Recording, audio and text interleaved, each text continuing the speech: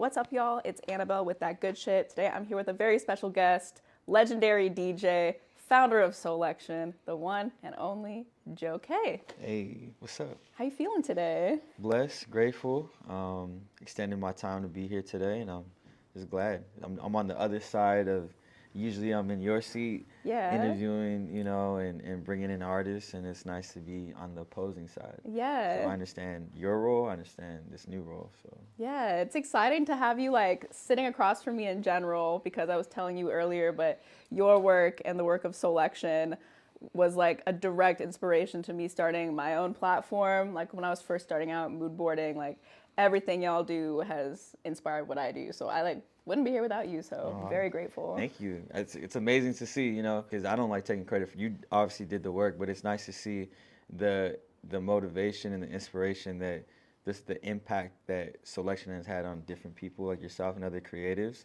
whether it's as hosts, entrepreneurs, DJs, artists, all those things. So I do think everyone has multifaceted influences behind their what's getting them and inspiring them. But the fact that Soulection is even in that conversation for you, amazing, because we love what you're doing. So Thank you. Yeah. I appreciate that. No, like we'll get into it in this conversation, but Soulection has pioneered so many things in music. Like you showed so many like young creatives that they can found something based on their own taste, like on their own. You guys have been huge pioneers in like edit culture, the recorded DJ sets, like all of that. So yeah, so much respect to everything you've built. Thank you. And yeah, I'm really excited to have you like being the interviewee today because you are rolling out your own original music. For the first time, like these original tracks, you're rolling out your first EP. How does it feel to be in that position? It feels a bit vulnerable. It's interesting. Look, we've put out a lot of records on the Soulection Records as we're hosting and curating and presenting other artists and, creating marketing rollouts and stuff. And I'm a big part of those rollouts in terms of helping the artists and their teams and figuring out ways on how Soulection communicates to our audience. Like, hey, this is the next big artist, this is the next big thing. But now that it's under my name and connected to me, it's a bit more pressure. But it couldn't have been a better time in my opinion, because I just feel now where I'm at in my life, as a human being and just in my career, it's just I'm much more poised, way much more patient, and I just think I'm at one of my my biggest primes. I'm at a point right now where I'm extremely like in good. I got good momentum and motion, so it's like the right time to put out something. I think it's the only thing I'm really missing is a body of work that's connected to my name. So when you go on streaming services and you search up Joe K, it's not just a playlist or a DJ mix. It's actually now there's music, individual songs, original songs attached to my name. Yeah. And it feels good. Totally. It's cool that you say that because I know that the title's also like, if not now, then when? So that perfectly embodies like, this is the time. What led you to feel like this was the time to start creating this EP? Like, what made you feel like you were ready? It was a combination of things. I mean, it did take 14 years for even my psychology and my mind to just get to this state. But I just think it was time, and my management had a big push in that, because if you think about it, with every Soulection radio episode, when you think about like, okay, on this episode, Joe is highlighting these artists, even if it's a takeover, right? Like a DJ or producer or guest, like I'm highlighting that person, like, hey, you guys need to know about this person. So it's no different from that. It's actually just now creating a collaborative, original body of work. And it's like I'm bringing these people together on an executive producer side. Yeah. But I just also want that to be cleared, because a lot of people have questions. When I made the announcement, because I had a mic, I did it with I was speaking into the mic. People were like, "Dang, is he gonna sing? Is he gonna rap? Like, what's he doing?" I was wondering. I was like, are we gonna get some Joe K vocals? Yeah. Oh, trust me, if I could sing, the world would know. It'd be over. You know what I mean? If I could sing, You'd be too powerful. if I could sing, I would have been singing a long time ago. But no, I don't. I wasn't blessed with the pipes like that. Yeah. A radio voice does not translate to real singing or rapping voice.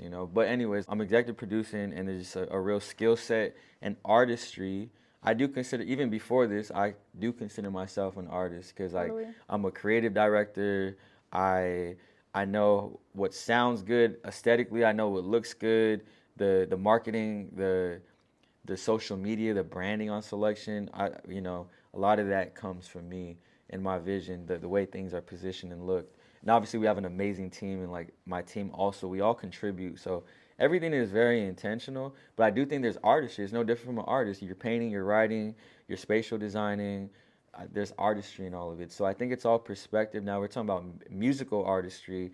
Yeah, putting the sounds, knowing which artists sound good, what moments to pick, all those things I think are part of it. So that's just one thing I wanted to clear up, is that I'm not producing. It's a collaboration of bringing people in the room and in these spaces. There's no ghost producer. There's none of that. It's literally Joe K and friends, literally.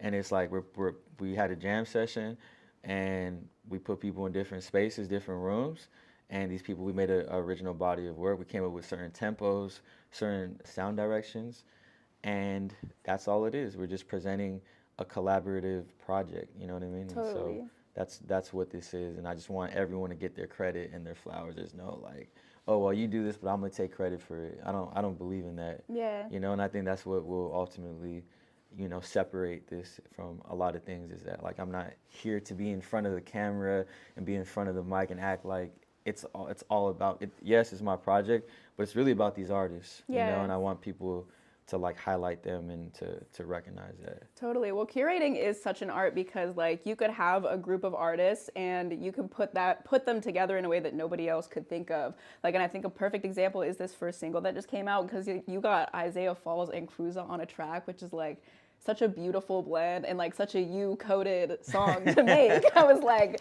of course, this is like the smoothest shit you could have thought of. Tell me about like, yeah, bringing together Cruza and Isaiah Falls and how that came together. I'm so glad you brought that up. It was really a great process because, first of all, we recorded that at my home in Joshua Tree out in Yucca Valley. And for those who know, Joshua Tree is in the high desert. It's about a 2-hour drive from LA, approximately around the same time from like San Diego. Anyways, very special place, has a special energy. Joshua Tree, I've been going there for years, and I've always gone there to like decompress and to reset.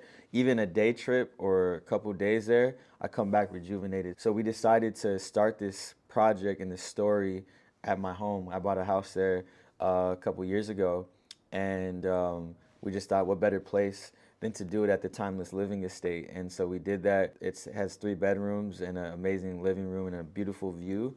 And we just set up shop for like 4 or 5 days. Now, Isaiah Falls and D-Mile were only able to be there for like 2 days. But in those 2 days, they were so punctual. Like, Isaiah Falls was definitely one of the MVPs of that session, of the whole jam sessions that we did. And it was beautiful to watch, and it was cool. Again, what's crazy is none of them knew of each other.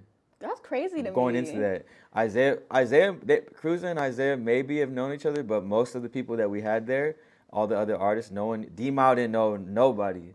And D-Mile being the legend that he is, it was beautiful to watch and like so humbling. The only reason he left our session, because he's like, man, I want to stay. He's like, I got to go start working on this Bruno album. Damn. So I'm like, damn, you literally leaving my session to go work with Bruno? It's just different. You know what I mean? This guy's won 4 Grammys. He was nominated for Best Producer of the Year. You know, he just has so many hits. Victoria Monet, Lucky Day. He's like Silk Sonic. He's the sound to them, and not just in R&B and soul, but in pop music. He's one of the biggest producers. So to have that D-Mile record and a part of this, huge. Yeah. It feels great. So, like you said, very Soulection coded in the sense of bringing a classic, well-established, respected producer, right? He didn't have to be there. He came through, and then to work with 2 new artists, you know what I mean, such as Cruza and then Isaiah Falls. They both have great trajectory. That's how it came about, and that record was probably, I think it was made the second day, and it was just very nice to watch everyone just flow and kind of find their space in it. And yeah, they had just great synergy. Yeah, so very, very grateful that came about. Yeah, they sound great together, and I love how you chose like these artists who are coming up and like right at the cusp of having like these huge moments, and it's very on brand with what Soulection has always been, which is like putting on artists early before they become mainstream, before they become the cool thing. Like, you are oftentimes the first person being like, hey, look at this artist, listen to them. So I love that you picked them. Were all the songs also made like in these jam sessions at your house? Like, this is where the whole EP was made? Most of it, and then we did another session a couple months later in LA, and that's what wrapped up the project. So we have, man, there was probably maybe a total of between all the rooms and multiple sessions, probably like 50 to 70 songs made and That's ideas. crazy. Yeah, there was a lot, but we chose the best 6 for this introduction. Yeah. And D Mile has two productions on the EP. That's exciting. And Yeah. are all the other artists featured on the project also kind of in that similar vein of Cruza and Isaiah Falls, like artists who are rising and coming into their moment? Yeah, on here we have, I mean, shoot, Sinead Harnett, we have Amaria, Dylan Sinclair. This is in no particular order. I'm just like thinking Aaron Ray, you know what I mean? Other production from like Flower Child, who's out of Atlanta. He actually lives in New York. Oh, and then we have this other artist, amazing vocalist named Kari, and he's out of the Bay. Kari's fire. He's fire. Like him, it's crazy because him and Isaiah have been working together. It's just really cool, and I'm not saying that it came because of this project, but to see the collaborative, like people that we already aligned on this project, they're already now working together.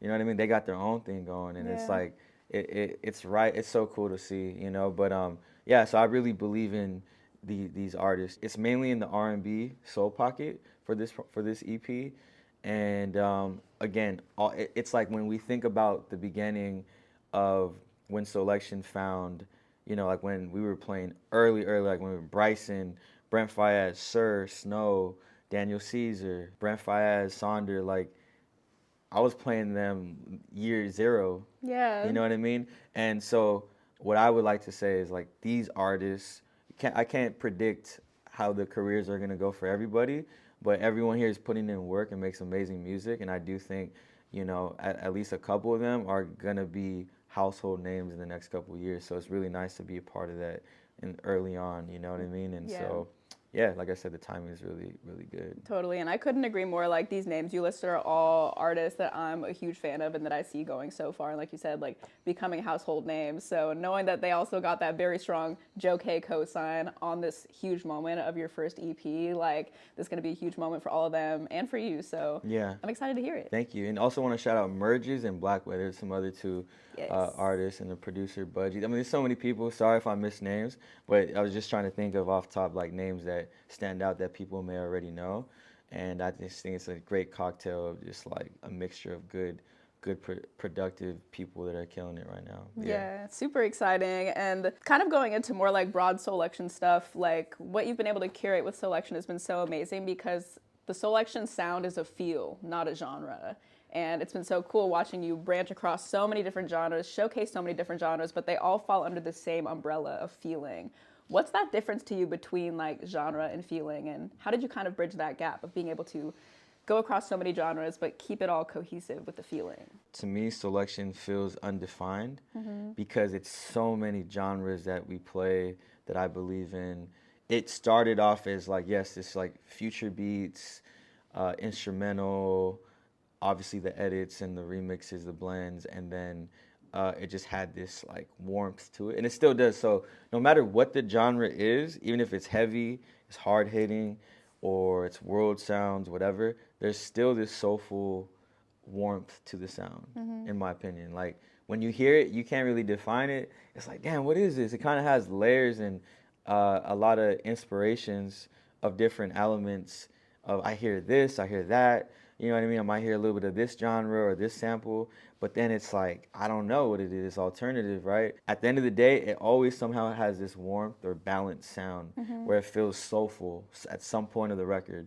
And I think that's what Soulection is. It's like, it's hard to put, I mean, yeah, they're like straight up Soulection coded records where it's like, oh yeah, this is easily a Soulection. If you know what it is, that sounds like something Soulection would put out. Yeah. Cool. But some things, it's just like all of our favorite genres into one, but I think that's what it is. It's a feeling, it's conscious, a lot of the times the music just makes you like, be like, man, what is this? Or it starts making you think about your life and what you got to do for the day and what you haven't done, or it starts making you dance, or it starts making you be productive. And I think a lot of the music that is played or that we create originally gives you that feeling, or it takes you back in time like, damn, you mix this sample that I forgot about or never heard with this new artist and these vocals, that's very a Soulection thing, you know? 100%. You talk about like that feeling of warmth, kind of defining the Soulection sound. What was some music that you were listening to pre-Soulection that gave you that feeling of warmth, that kind of inspired you bringing these sounds into your own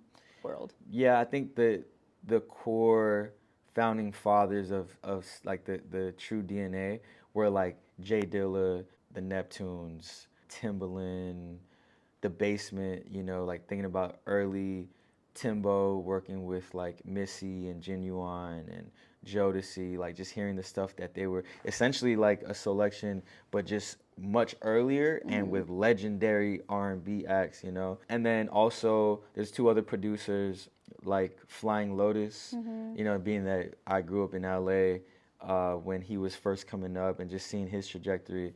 Flying Lotus's sound did a lot for me growing up into this. And then there was this other producer that a lot of people don't know about, super influential to the Soulection sound. His name is After One, AFTA -1. If you guys should look him up. His beats were they're still ahead. Like if you listen to his production, it is so ahead of his time. It sounded like Jay Dilla, but in the like if Dilla was still alive, that's what After One and Flying Lotus sounded like. So that's what inspired Soulection. It was really about the beats. I just started getting curious about, like, okay, I grew up listening to all these songs coming up. I grew up listening to Tribe. I grew up listening to Badu, DMX, Sade. I grew up listening to all these like classic artists. I wanted to know who's behind the production. Yeah. Like who made the beats as I got more mature and grew up a little bit. And that's when I started to dive into the producer and focusing more on the producer while we started putting out producer projects and making the producer the artist, not just the producer and composer.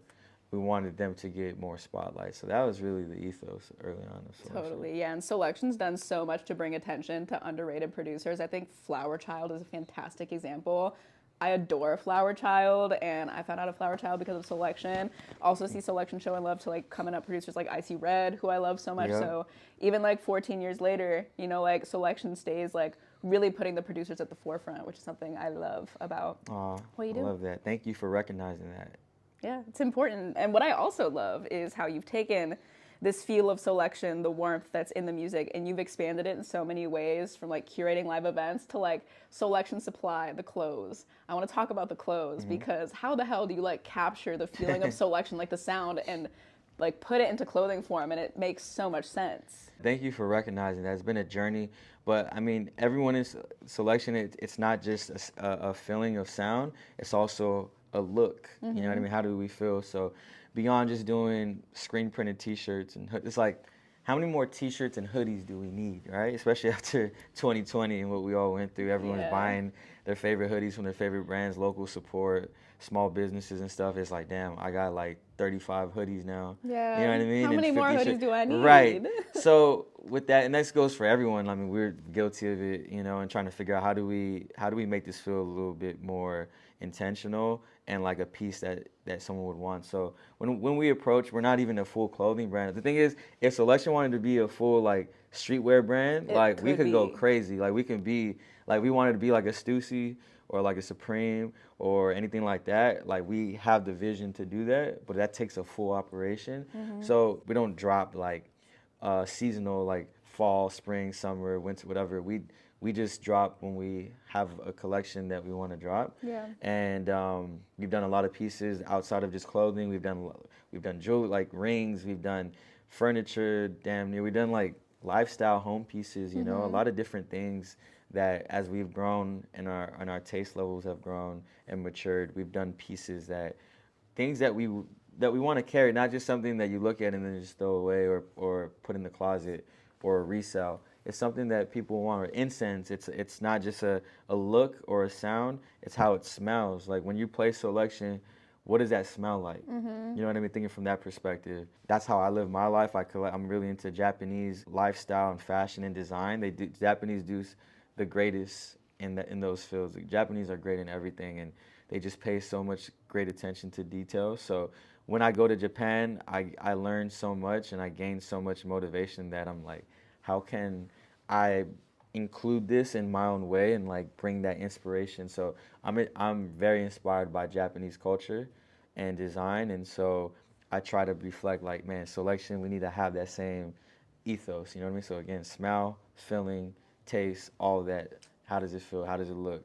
And I feel, yeah, that's really what makes it what it is. Yeah, I'm in awe of the world building. Like you said, like you're considering every sense, like every way you can inject selection into people's life, whether it's in like a physical thing you can touch or a smell or a sound. Like it's really amazing how you've built out that world so beautifully. Someone I really look up to in world building is like Tyler the Oh Creator, yeah, yeah, as yeah. like when he puts out an album, he's not just putting out an album, but he's putting out like clothes, creating a really unique color palette, creating a character, and building a whole world around that album. Right. So like with Soulection, you've built a world where it's like it's not just the music, but it's clothing, it's colors, it's smells. Are there any like creatives who you feel like also world build really well that maybe have inspired how you do it? Tyler's actually a really great reference because we grew up listening to Tyler as well. I like that because he took the whole not just making music but like clothing brand, lifestyle, opening up stores, doing a lot of different things. Like every poster, every tour, every music video is extremely intentional.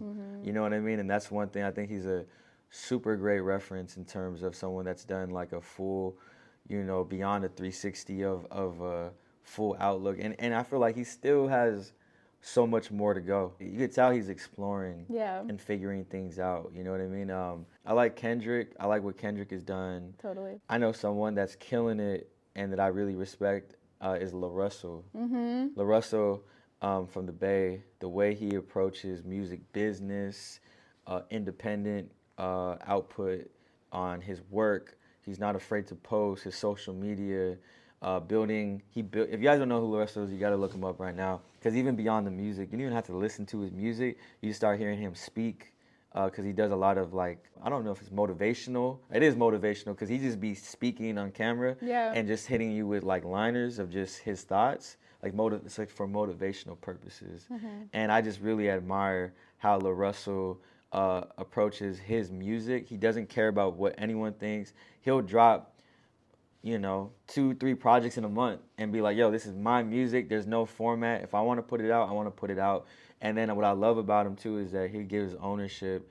On certain records, he'll open it up to his community and allow them to get splits on his tracks. Yeah. That's crazy. He's so forward that's thinking with unheard that of. shit. Yeah, and then lastly, I could go on and on about the things that I like about what he does in his backyard, building his like a stage, Yeah. and he does shows out of his backyard. And that just shows you how much he's trusted in the community. And people were going to shows to watch him perform with his friends. And he's selling tickets. You know what I mean? Like, and he does like tickets, I think, too, where he does name your price. Like, pay what you want. If you want this shirt, pay what you want. That's what you think it's worth, then I'm gonna give it to you. That no, this is what it cost me. But if that's what you think, that's all you can afford, I'd rather you have it.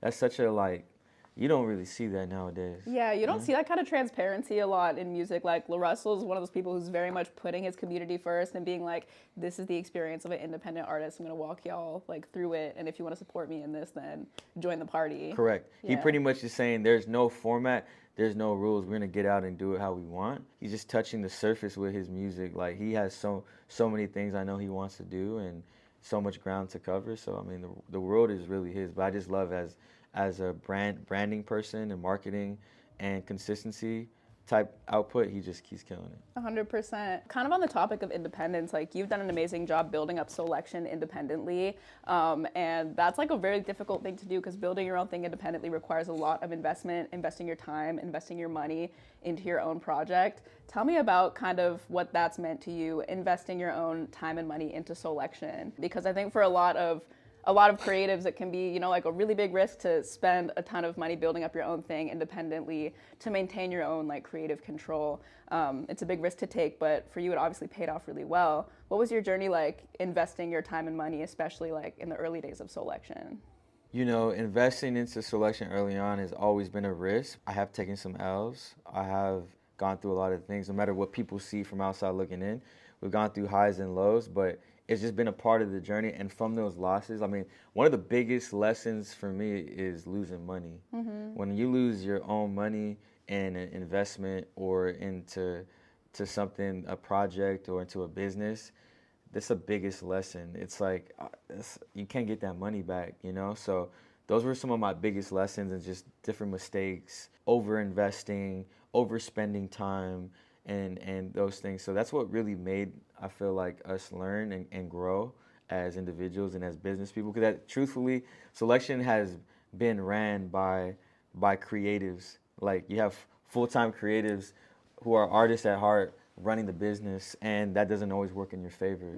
So we've had to learn music business and structure and ethics, and I think that's what made it to where it's at. So I'm learning every day, and then having great management that I'm super grateful for. I feel like we have the best of multiple worlds, because it's like a co-management deal that we have with our team, and we're just so aligned and poised and in the same frequency. So I think that's what separates it now. So now we just have a powerhouse, and I'm still, like, truthfully, on this first EP, on If Not Now Then When, I invested most of my own money, hardworking money from everything that I do into this project. You know, I put a lot of money into this budget.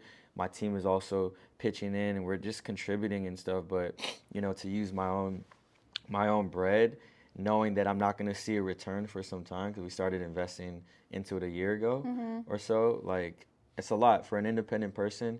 Knowing that you're not going to see a return for some time, you got to really believe in it. Facts. So even to this day, it's scary. There's no guarantee on how many streams or if I'm ever going to recoup. I have faith, but nothing is guaranteed. Totally. High risk, high reward, you Exactly. know? Yeah, Exactly. you got to do it. As you have gone through your journey and started building out a bigger team, as Soulection and your career have continued to expand, how have you found the balance between keeping hold of your creative vision while building a team? Because I feel like as you start to bring on more team members, you're delegating tasks. How are you making sure the creative vision stays intact and true to what you see for Soulection? Yeah, no, that's a great question. So I'm still heavily involved on the creative. Soulection is pretty much like an agency at it. You know, we have shooters, we have editors, animators, you know what I mean? Like graphic designers that kill it for our designs, for our merchandise, or for our visuals. We have the artists, the writers, the producers, business people, partnerships. Like, we have a whole, it's like unofficial. We're not like Soulection Agency, LLC, but we operate damn near like when we're able to outsource, even if we don't have someone internal, or, you know what I mean, we hire people project to project. But I think just having a team and just delegating over the years, I'm still heavily still involved on the creative. I consider myself a creative director. I don't claim it. You know, some people's like, oh, this person just got appointed as CD at Louis Vuitton or whatever. Like, I mean, that is a huge thing. I consider myself a creative director. I just don't flex it, because it's just what I do. I'm the founder, you know what I mean? And so I take high pride in visual design, graphic design, and all those things, and just presentation and branding, social media, how things look, our visual sets, aesthetic, all those things matter, the typeface, the placement, you know, so it's just part of the integrity. Because that's really what attracts people. People don't listen to the music first a lot of the time. They got to see the visual, or the flyer, the design's the first thing they see. So that's why with this EP, If Not Now Then When, we had to make sure it was a fire typeface. Like, it gets your attention through the way it looks. 100%. It makes you, and even if you don't listen, guess what? You're gonna be like, damn, that's a dope cover. Yeah. That's a really cool message. Now they're attached to it because of the message, not even the music. So now it's a conversation point beyond the music. 100%. You know what I mean? I think album covers and marketing rollouts are the most important. 100%. Soulection's never been lacking when it comes to the graphics, the visuals, all of that. So seeing you incorporate that very strong visual identity into the EP, like, that's just going to be another strong point that makes it go even further. Something that Soulection has been really at the forefront of, and what you guys have really been leading, is like the world of recorded DJ sets. Because you guys have been doing that since very early on, and it's expanded so much, and it's become such a major thing. People are setting up DJ boards in donut shops and delis and laundromats. How does it feel to see that impact?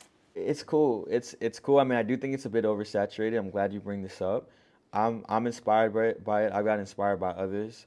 I can tell who's inspired by Soulection. And look, truthfully, I know of people that were doing this even earlier. Like, I don't think there's one singular person or crew that invented the visual set. I just think with technology and with socials, how we evolved into reels and other things, I think it's just naturally grown. So I just think we're a part of the evolution. Yeah. But I think it's become the new standard, because it's one thing to hear a mix in a DJ set on SoundCloud or whatever, but it's another thing to see it. Yeah. You know what I mean? Even if you're not putting up a full visual set on YouTube, at least having some social cuts for reels, right? For TikTok, Shorts, and IG. Let's be honest, not everyone has time to listen to a DJ mixer. Not everyone has time to listen to a Soulection Radio 2 hour set. It's a long time of it. It's like listening to a 2 hour podcast, Yeah. but of music.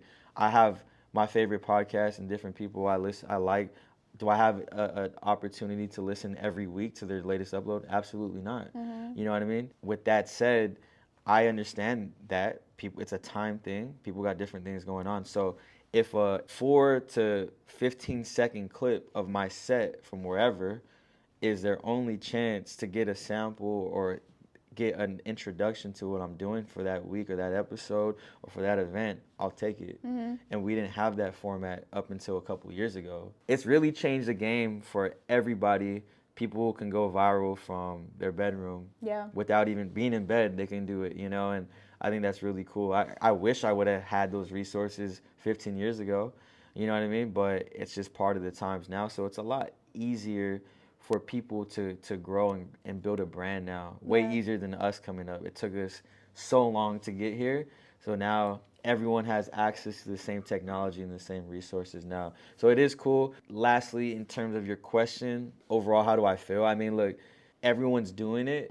So it almost, everyone's created their own boiler room moment, which I think is a sign of the times too. Yeah. You don't need a boiler room or a Soulection or whatever reputable platform to give you a stage now. Everybody's creating their own versions of it, or you don't need to wait for Apartment Life. Let's talk about that. Apartment Life was the first crew to do the color palettes. Yeah, they killed Yeah, that. they do the brown, beige, and white. You know, everyone's color coordinated, and they started in their apartment during COVID, and they were the first ones to do that. I didn't see no one do that. Now you see everyone wearing different colors, color palettes, and doing their own thing and trying to do, and that's cool. You can't own that. Anyone could do it, right? But they were the first ones to do it. And the only thing I'll say that I don't like about the culture right now is there's too much copying. Too many people copying, not enough originality. So I see everyone trying. I mean, yes, everyone's trying to be different with like, let me do a set in the laundromat, in the elevator. Let me do it in the bakery, the pizza shop, the mailroom. Let me do it in my shower. It's like, it's like there's no limits, you know. And I think there's some parts that are cool, but some of it's starting. It's not everything. The examples I just gave, there's no shade. I love it all. These are just my personal thoughts. This isn't a universal like end all be all. These are just my thoughts. I just think some of it is starting to feel like overachiever, and like it's like people are just trying to desperately stand out so much and do things that are so unique that it almost doesn't feel original, or it feels like overly produced, or it's just you're doing too much. Yeah. You know what I'm saying? 100%. I am about to like go in the middle of the ocean to record this set. Like, come on, fam. Like, let's just be let's be at the end of the day, you know, everyone got to do what they got to do. It doesn't like get in the way of my life. Yeah. You know, I just do whatever makes you happy, whatever makes you successful. But those are just my thoughts. You know, at the end of the day, we care about the integrity in the culture. I think it'll probably phase out over time, because how long can people keep doing that? Right. Well, my next question was going to be like, where do you think it's going to go next? Like, what do you think or predict is going to be like the next big like DJ trend? Ooh, that's a tough one, you know, because with the stems and with like now with this, I mean, even you don't even need a proper camera setup. You can do it with your iPhone, and just with the right lighting and the right natural light, you don't need much. I think it's still gonna continue, but what I think is gonna happen is I just think people are gonna burn out, because I mean I get tired, man, like, and I do this. Before it was just like skill, following, and a flyer. That's all you had to promote your party or what you were doing, and your mix, whatever it is, or your productions. Now it's like, bro, you got to do social cuts, you got to do flyers, you got to promote, you got to post multiple cuts of your set. Like, you got to edit. Not everyone has the luxury to have an editor. You know what I mean? Not everyone could afford the nice cameras and the latest equipment. There's so many it requires so much more, and unfortunately, not everyone. How can it's a burnout, and I don't blame people. So it's really what I just see is like, who's gonna be here for the long run. Yeah. We'll see who's in it for the right reasons, who's not. So I'm glad you brought that up because it's not something that I speak about openly. But if I'm asked about an opinion, I would definitely state. And I come from a neutral place. You know what I mean? I support everyone, and I think my track record speaks for that. So I'm not a hater. I'm not mad at anybody. Do what you got to do. But definitely, I would just say people got to be more original and stop copying. Yeah. Yeah, like all across the board. I'm not even talking about selection. I'm talking about whatever platforms have been the first to do it. It's like be inspired, you know what I mean? But like still do it in your way where it feels original. You Yeah, know what I a mean? hundred That's pretty percent. much the message. Definitely. You gotta be in it for the right reasons. I feel like when you come across like a new original idea, like you feel it right away too. Like you see the stuff that's like the really new and innovative things. How do you avoid burning out yourself? Because you are so incredibly consistent. You're putting out Soulection Radio every week. We're in like the 600s in the episodes now. Like, how do you keep doing this every week and not burn the fuck out? Trust me, it is the most difficult thing having to do a radio show on the same weekend of events or an event that night. You know what I mean? Because I usually record on Fridays. Like we had a show this past week, and it was just so stressful having to catch flights, and you know I'm in the middle of a rollout for my project. Like, you know what I mean? I'm a father. There's so many things going on running the businesses, and like I mean, I couldn't do this without my team. Yeah. But even with that, it's like certain things still got to run through me. And I think it's just being organized, being ahead of your schedule, really getting ahead of things. Like we know when we have shows, so if I have a show, getting a takeover from a guest, like, hey, let me reach out ahead of time. Let's get my team, my PA or whoever, like let's collectively reach out. Let's who are a hit list of DJs or people we feel can take over the show and we trust. Let's get ahead of it weeks or months out, have them scheduled for that. But you know, there's so many things going on that sometimes we forget. So then I have to record the show, and it's difficult. I've been doing it my whole career, but as I'm getting busier, trust me, I get burned out. There's times where I want to throw in the towel, like why am I still doing this, you know?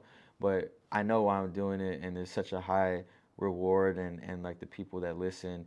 But in order for me to like not burn out, what do I do? I mean, I do a lot of self care. So I mean, even yesterday, PK and I, shout out Layla, we went to Othership here in New York at Flatiron, and it's like a sauna mixed with a cold plunge. It's a health and wellness place. It's pretty new in New York. It's I think it's been going viral on socials, but it's a vibe, and just being in 175-degree, you know, hot sauna and just cooking in there and thinking about my life and where I'm at and releasing whatever negative thoughts did a lot for my spirit. You know, that just a quick hour reset was good. I walk a lot in my neighborhood back home. I run. I used to ride my bike a lot, but I'm too busy. I don't have enough time to be on my bike that long anymore. So I do a lot of health and wellness stuff like that. A lot of infrared saunas, breath work, and yeah, just a lot of time spent by myself. That's how I reset. So, you know, I'm reminded constantly by people who come out to the shows or that send me messages on why we're doing this. So that alone is the motivation. 100%. I Yeah. feel like I always see you tweeting about like really like helpful mindsets to keep you going through the tough times. Like, are there any things you tell yourself, like any mantras or just anything you tell yourself when you're going through a rough time that kind of helps you get through feeling burnt out? It's funny because a lot of the times on Twitter, I'm just talking to myself, and people think I'm like, yeah, I'm talking out to the world, but it's just I'm talking to myself, and there's like reminders. It's like by me putting it on record, it's like my what's the word? It's like holding myself accountable. You know what I mean? I'm gonna write this because I gotta live by this, and it's just me. And I know there's other people that will most likely find that will resonate with my messages. I mean, just one thing that I've really been living by as of lately, and it's been something I've been consistently saying to everybody is, you know, to not feel bad about your blessings and to lean into yourself more. And that's something that I've done. I've always played like I've been always like a player, but I've always given myself me not being selfish. I've always put others before me. I'm always the last one to eat. I'm always the one that's covering the bill or the tab. I'm always thinking about others. Maybe it's me because I'm a father and I think about like what it's like having a child. So I'm always looking out for people, and I don't really receive that. So it's not that I'm not that person anymore, but I'm kind of being more intentional with who I share and who I give back to, and being more limiting on my bandwidth. And so to not feel bad about your blessings, to stop dimming your light. And again, that's why I call it the EP. If not now, then when? Because it's like we come up with so many excuses on why we haven't done the thing yet, that idea, and then someone else does, and you're like, oh, well, I was gonna do. I had the same idea, or I something. Guess what? Now they put it out, so now you're gonna look like a copycat, or like you've been sitting on this music for years and it still hasn't came out because you wanted to perfect it, Yeah. and you're still not happy with it. You should have just put it out. You know what I mean? It's like there's so many things and ideas that we self-sabotage ourselves. So that's what the whole purpose of this is stop getting in your own way. Totally. You know, and so that's really the biggest thing. Last year for me was the big purge, you know what I mean? And for me this year it's like, all right, now we're leaning in. Yeah, You know I what saw mean? you tweet about that the other day too. You were like, don't let perfectionism keep you from putting stuff out. Like at a certain point, you have to be okay with what you have and put it out there. Did you struggle with that specifically with the EP at all? Like feel like it had to be perfect? Like, and when did you decide to just like A let little go? bit, but thankfully I have my team is so like on it and so on me about like, look, we get it, but this is coming out. Here's the deadlines. If you want to really be about it, or step back.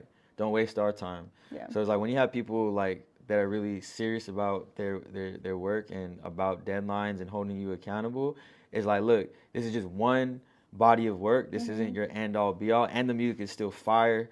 We're doing things intentionally. Trust us with the music. Trust us. We know how to build out a label structure and a release, which they do. Shout out Culture. I trust them. So I'm like, you know what, you're right. And then now seeing the reaction from people and how they're receiving it, is like I was overthinking some of this shit. Like, but this record should be from this artist. No, we should choose this record because it has D-Mile as a legendary producer with so much accolades, and he's just a fire, and it's just a fire production, co-production with him anyway, and then Cruiser and Isaiah.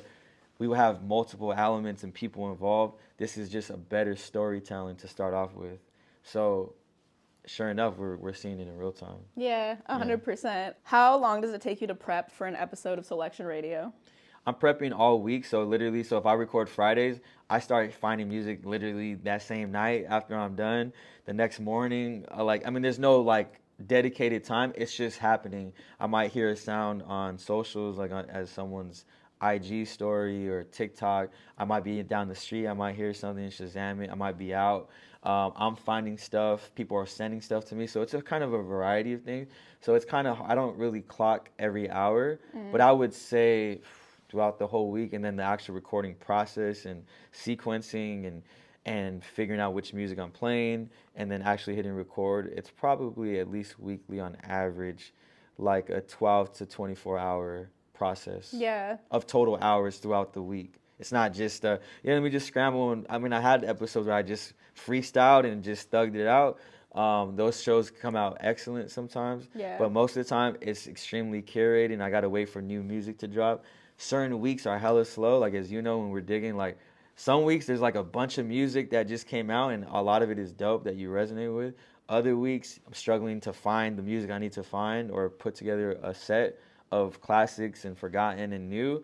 Some weeks are just dry. Like not every week is gonna be as strong for digging, so it varies, you know. But I would say on average, like 16 to 24 hours are put into that little 2 hour mix every week. Yeah, and those mixes are always like very intentional. Like you can hear the work that goes into them. Thank So you. again, to see you be so consistent, putting out now like up into the 600s of Soulection Radio episodes, it's a beautiful thing to see. Last thing I want to talk to you about is just you as a music listener, like your taste, what you're listening to.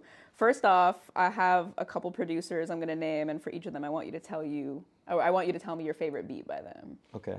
Favorite Madlib beat. Ooh. That's so tough. I can't even say it's my favorite, but clearly it's one that stands out. It's like a unreleased beat, but it's titled "What a Day." Mm-hmm. You can just search that up. Madlib, "What a Day," and honestly, I'll be truthful. I have a lot of unreleased Madlib beats. I was blessed. We actually used to share office space in the same building. Wow. Where his bomb shelter vibes were, where he was like just go and just create with no boundaries. We were in the same building. So that was a huge inspo.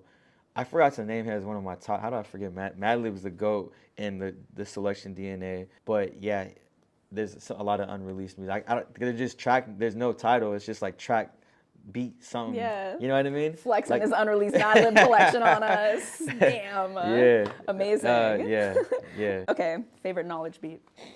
Ooh, Knowledge has so much heat. Yeah, you're hitting me with a very difficult question. I know. I also would have a very hard time answering this question. Yeah, you know, I forget some of them because he has like crazy titles and they're like Right. all like acronyms and Yeah. you know, and he's dropped so much volume over the years. You know, he drops like one tape a month at least on Bandcamp. Mm-hmm. You know what beat that I was happy to see get placed and like go crazy, which was like one of his first main placements is Mama with Kendrick. Yes. That beat, that instrumental is Insane. fire. Yeah. And I really love, like, you know, shout out to him and AP. No worries, they just won that Grammy. And that track, the one with October London, the one From Here. From Here, that beat is fire. That beat is so sick. And it was nice to hear him on that. And like October London is like a Marvin Gaye type of sound. Yeah. You know, his vocals are just so authentic and nostalgic. And then with AP, they both have like, they just blend well. Like those three need to be the new Silk Sonic, or like they need to be the new. They should just make a project, all three of them. Yo, absolutely. But yeah, that's probably, those two are like records that stand out a lot. There's too many, honestly. I can't even keep up. Yeah, Knowledge is dropping way too much heat. Are you hip to the Knowledge house music? Yeah, That pretty dope to one hear. project, yeah, I love that stuff. He's so like multifaceted. Is dope. Yeah, that's my goat. Favorite Fly Low beat.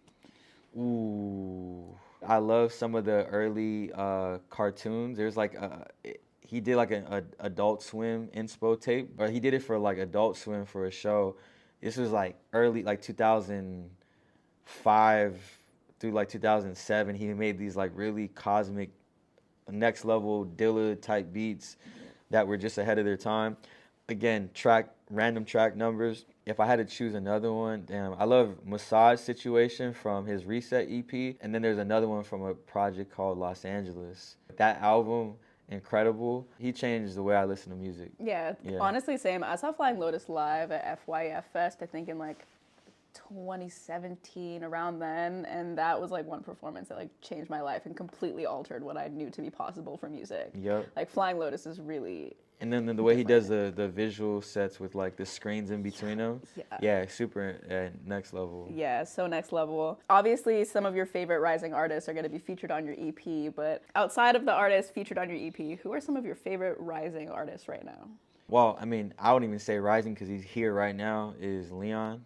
I keep talking about Leon. He's that's my guy. He was supposed to be on this EP, but hopefully we get him on the next one. We had a really dope record, but we only had 6 slots, and we're saving that record for another moment or it's another thing. But I like Leon. I really like this guy. He's from South Africa. He's a producer in the South African space of electronic music, Toxin.